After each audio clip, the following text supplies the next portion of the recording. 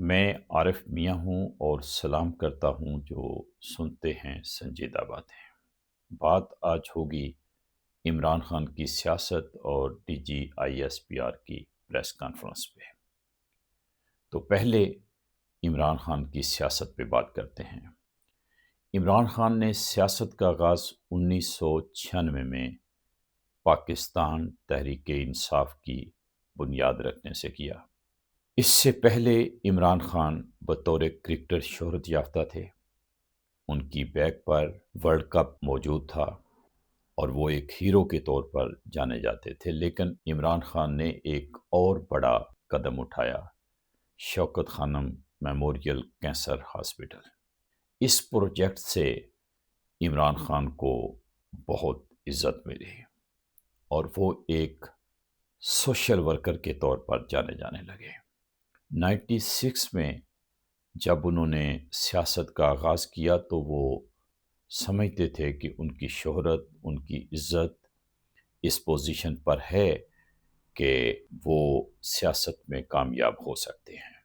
سیاسی پارٹی بنانے کے ایک سال بعد 97 میں الیکشن ہوئے۔ عمران خان نے پی ٹی آئی سے 7 قومی اسمبلی کے امیدوار کھڑے کیے اور اسی طرح سے صوبائی اسمبلی کے، لیکن کوئی ایک امیدوار بھی کامیاب نہیں ہو سکا۔ اس کے بعد 2000 میں الیکشن ہوئے۔ عمران خان نے 51 قومی اسمبلی کے امیدوار کھڑے کیے، اسی طرح صوبائی اسمبلی کے، لیکن ماسوائے ایک عمران خان کے جو میاں والی سے کامیاب ہوئے، پی ٹی آئی کا کوئی امیدوار کامیاب نہیں ہو سکا۔ پھر 2008 میں الیکشن ہوئے۔ عمران خان نے، ان کی پارٹی نے بائیکاٹ کیا، الیکشن میں حصہ نہیں لیا۔ اس کے بعد 2013 میں الیکشن ہوئے، جب عمران خان کی پارٹی نے 35 قومی اسمبلی کی نشستیں لی اور خیبر پختونخوا میں حکومت بنانے میں کامیاب ہوئے، لیکن اس سے پہلے جو ہوا وہ بہت اہم ہے۔ 2006 میں میاں نواز شریف اور محترمہ بینظیر بھٹو کے درمیان سی او ڈی ہوا تھا، چارٹر آف ڈیموکریسی۔ اس چارٹر آف ڈیموکریسی نے ملٹری اسٹیبلشمنٹ کو عمران خان کی سپورٹ پر آمادہ کیا۔ ملٹری اسٹیبلشمنٹ نے سمجھا کہ دو مین سٹریم پولیٹیکل پارٹیز اگر متحد ہو جاتی ہیں اسٹیبلشمنٹ کا راستہ روکنے کے لیے، سیاست سے نکالنے کے لیے، تو پھر ان کے لیے مشکلات پیدا ہوں گی، ان کے گروہی مفادات کا تحفظ نہیں ہو سکے گا۔ تو عمران خان کو ملٹری اسٹیبلشمنٹ نے سپورٹ کیا۔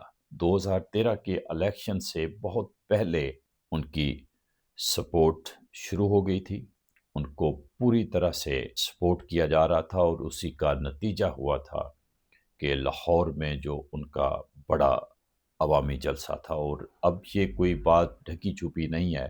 تو 2013 کے الیکشن ملٹری اسٹیبلشمنٹ نے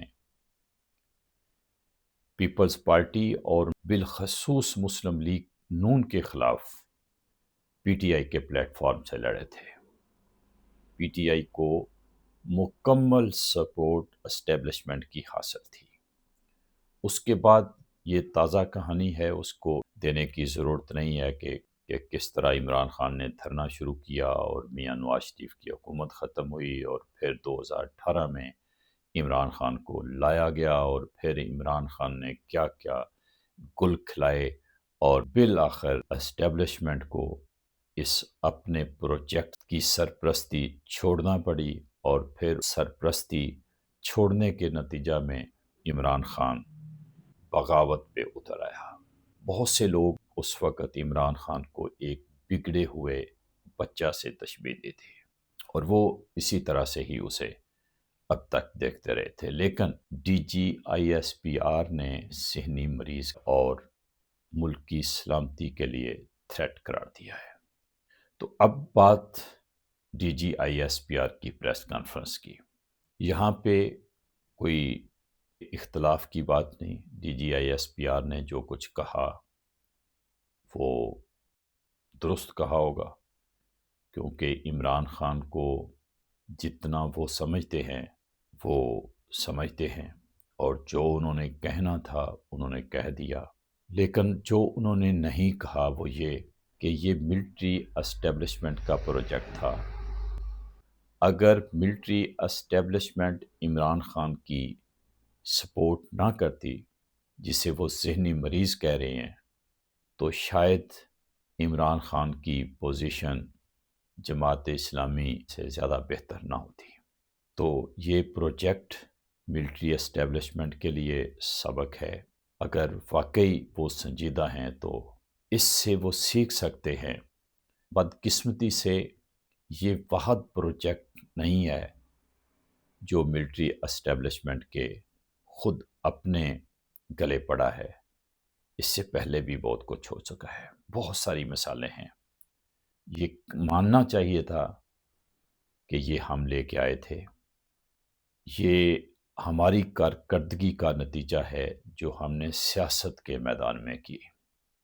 اگر تو D G I S P R واقعی ملک کی سلامتی کے لیے سنجیدہ ہیں اور محکمانہ یا گروہی مفادات ان کی پہلی ترجیح نہیں ہیں، تو انہیں اپنے احباب کو، اپنے محکمہ کے سینئرز کو مشورہ دینا چاہیے کہ سیاستدانوں کے لیے چھوڑ دی جائے، ورنہ یہ خطرات رہیں گے اور خدا نخواستہ پاکستان کو لے ڈوبیں گے۔ بہت شکریہ۔